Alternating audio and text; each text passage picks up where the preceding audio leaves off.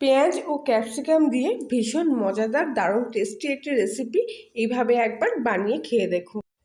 রুটি, পরোটা কিংবা গরম ভাতের সাথে ক্যাপসিকামের এই রেসিপিটি একবার খেলে মুখে লেগে থাকার মতো। তার জন্য এখানে আমি নিয়েছি প্রথমেই কতগুলো ক্যাপসিকাম, আর সাথে নিয়েছি দুটো মাঝারি সাইজের খোসা ছাড়ানো পেঁয়াজ। এবারে ক্যাপসিকামের মাঝ বরাবর অংশ থেকে কেটে নেব, আর মুখের দিক থেকে কিছুটা অংশ এইভাবে বাদ দিয়ে দিচ্ছি। আর ভেতরে যে সাদা অংশ আছে সেই সাদা অংশ সহ ক্যাপসিকামের ভেতরের দানাগুলো বাদ দিয়ে দেব।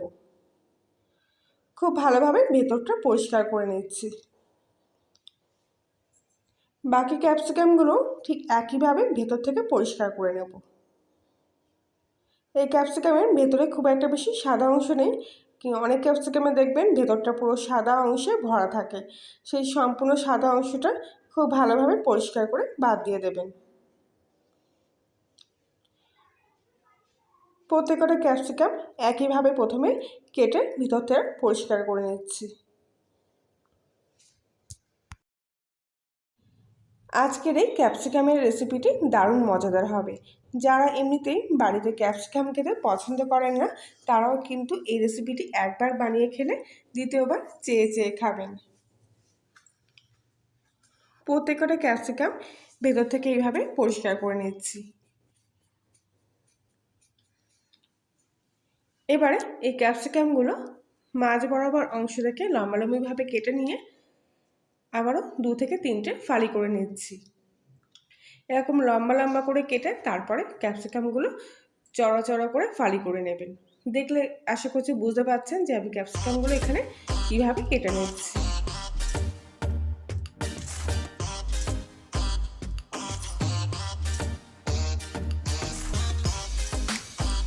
ক্যাপসিকাম এইভাবে কেটে রান্না করে পরে রান্নার পর দেখতেও ভালো লাগবে।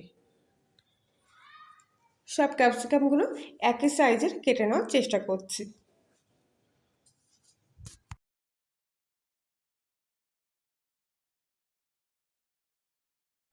এবারে একটা বাটির মধ্যে কিছুটা পরিমাণ জল নিয়ে নিয়েছি, আর সেই জলের মধ্যে কেটে রাখা ক্যাপসিকামগুলো দিয়ে 2 থেকে 3 বার খুব ভালোভাবে ধুয়ে নেব। এতে ক্যাপসিকামের ভেতরে যে গন্ধটা থাকে আর যে ঝাল ভাবটা থাকে সেটা অনেকটা কমে যাবে। এবারে যে পেঁয়াজগুলো খোসা ছাড়িয়ে রেখেছিলাম সেই পেঁয়াজগুলো মাঝ বরাবর এরকম 4টে টুকরো করে নিচ্ছি। প্রথমে অর্ধেক করে টুকরো করছি, তারপরে সেই অর্ধেকটা আবারও একটা ভাগ করে নিচ্ছি। পেঁয়াজের পাপড়িগুলো এবার এক এক করে ছাড়িয়ে নেব।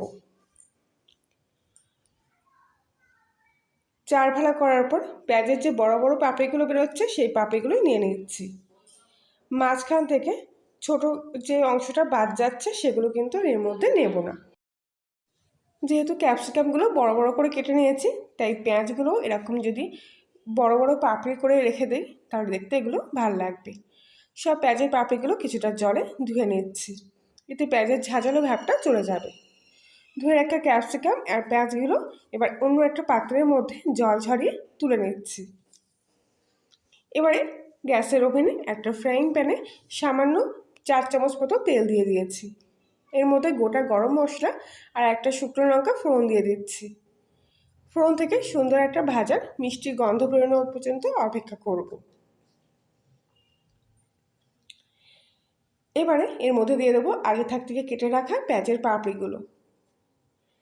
পেঁয়াজের পাপড়িগুলো প্রথমে একটু তেলের মধ্যে নাড়াচাড়া করে নেব। এবারে পাপড়িগুলো একটু সাইড করে রেখে এর মধ্যে দিয়ে দেবো আগে থেকে কেটে রাখা ক্যাপসিকামের টুকরোগুলো। পেঁয়াজ আর ক্যাপসিকাম এখানে দুটো একসঙ্গেই ভেজে নিচ্ছি। এই সময় গ্যাসের ফ্লেমটা লো টু মিডিয়ামে রেখে ভাজলে ভাজাটা খুব ভালো হবে। খুব একটা বেশি ভাজবেন না, মোটামুটি ক্যাপসিকাম আর পেঁয়াজটা একটু নেতিয়ে আসলে এগুলো তেল থেকে এইভাবে তুলে নিতে হবে। ওই তেলের মধ্যে এবারে দিয়ে দেবো একটা গোটা মাঝারি সাইজের পেঁয়াজ বাটা। তেলের মধ্যে পেঁয়াজ বাটাটা খুব ভালোভাবে কষিয়ে নেব। যতক্ষণ না পেঁয়াজের একটা বাদামি কালার চলে না আসছে। কিছুক্ষণ পর পেঁয়াজটা ভাজা হয়ে গেছে, কালারটা অনেকটা চেঞ্জ হয়ে এসছে। এবার এর মধ্যে দিয়ে দেবো হাফ চামচি মতো আদা বাটা। এখানে আমি 1 ইঞ্চি মতো আদা বেটে নিয়েছি। আদা বাটা তেলের মধ্যে দিয়ে খুব বেশিক্ষণ কষবো না, মোটামুটি 1 মিনিট মতো তেলের মধ্যে দিয়ে পেঁয়াজের সাথে কষিয়ে নিচ্ছি। আদা বেশিক্ষণ তেলের মধ্যে দিয়ে কষলে রান্নাটা তেতো হয়ে যেতে পারে। এবার এর মধ্যে দিয়ে দেবো একটা গোটা টমেটো কুচি। টমেটোটা এখানে ছোটো ছোটো করে কুচি করে কেটে নিয়েছি। মশলার সাথে টমেটোটা একটুখানি সময় ধরে কষিয়ে নিচ্ছি, এতে কাঁচা টমেটোর গন্ধটা আর থাকবে না। এবার এর মধ্যে একটা গোটা কাঁচা লঙ্কা 4 ফালি করে দিয়ে দিয়েছি। মশলার মধ্যে সামান্য একটু জল দিয়ে এবার ভালোভাবে কষিয়ে নেব, কেননা আদা খাড়া অনেকক্ষণ ধরে তেলের মধ্যে রয়েছে, তার জন্য সামান্য একটু জল দিয়ে দিলাম, যাতে প্যানের তলায় না লেগে যেতে পারে। এবার এর মধ্যে হাফ চামচিরও কম পরিমাণ মতো হলুদ গুঁড়ো, আর দিয়ে দেব স্বাদ মতো লবণ, হাফ চামচিরও কম পরিমাণ মতো লঙ্কার গুঁড়ো, আর হাফ চামচি জিরের গুঁড়ো, আর হাফ চামচি ধনিয়া গুঁড়ো। স্বাদ মতো হাফ চামচ মতো চিনি দিয়ে দিলাম। অবশ্য চিনিটা অপশনাল, আপনারা দিতেও পারেন নাও পারেন। সব কিছু একসঙ্গে খুব ভালোভাবে এবার কষিয়ে নিচ্ছি। গ্যাসের আঁচটা একেবারে সিমে রেখে খুব ভালোভাবে মশলাটা কষিয়ে নিতে হবে, যাতে মশলার কাঁচা গন্ধটা আর না থাকে।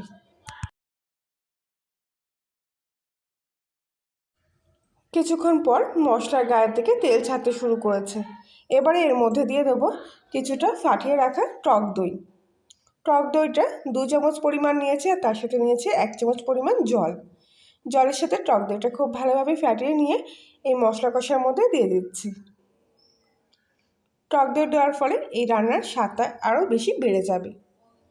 খুব ভালোভাবে এবার টক দইয়ের সাথে মশলাটা আবারও কিছুক্ষণ কষিয়ে নিচ্ছি।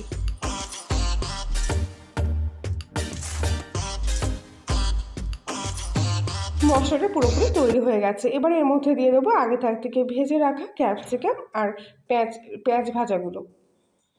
মশলার সাথে সব কিছু একসঙ্গে আবারও বেশ কিছুক্ষণ কষিয়ে নেব, যাতে এই সবজিগুলোর মধ্যে মশলার স্বাদটা খুব ভালোভাবে মিশে যায়। আর প্রতিদিনের মতো আবারও বলছি, আপনি যদি কল্যাণী রান্নাঘরের নতুন সদস্য হয়ে থাকেন তাহলে প্লিজ চ্যানেলটি সাবস্ক্রাইব করে পাশে থাকবেন, আর পাশের বেল আইকনটি প্রেস করবেন নতুন কোনো ভিডিওর আপডেট পাওয়ার জন্য। আশা করছি আজকের ক্যাপসিকামের রেসিপিটি সম্পূর্ণ দেখার পর আপনাদের ভালো লেগে থাকবে। ভালো লাগলে লাইক শেয়ার কমেন্ট করতে ভুলবেন না। মশলাটা সম্পূর্ণ কষা হয়ে গেলে এবারে মশলা ধোয়ার বাটির জলটা এর মধ্যে দিয়ে দিচ্ছি, আর দিয়ে দেবো এর মধ্যে ছোটো বাটির 1 বাটি পরিমাণ জল। এই জলেই সবজিটা খুব ভালোভাবে সেদ্ধ হয়ে যাবে, আর গ্রেভিটাও খুব সুন্দর আসবে। এই রেসিপিতে ঝোলটা খুব একটা বেশি ভালো লাগে না, একটু মাখা মাখা হলেই তবে বেশি ভালো লাগে, তাই জলের পরিমাণটা আমি একেবারেই কম দিলাম। খুব ভালো করে মিশিয়ে নিলাম ঝোলটা সবজি গায়ে। এবারে সবজিটা কিছুক্ষণের জন্য সেদ্ধ হতে দেবো, আর তার জন্য ঢাকা দিয়ে রাখলাম 10 মিনিট মতো। লো টু মিডিয়াম আছে 10 মিনিট ধরে সবজিটা ফুটিয়ে নিয়েছি। আর দেখুন কত সুন্দর গ্রেভিটা তৈরি হয়েছে, পুরো মাখা মাখা সবজিটা এখানে তৈরি হয়ে গেছে।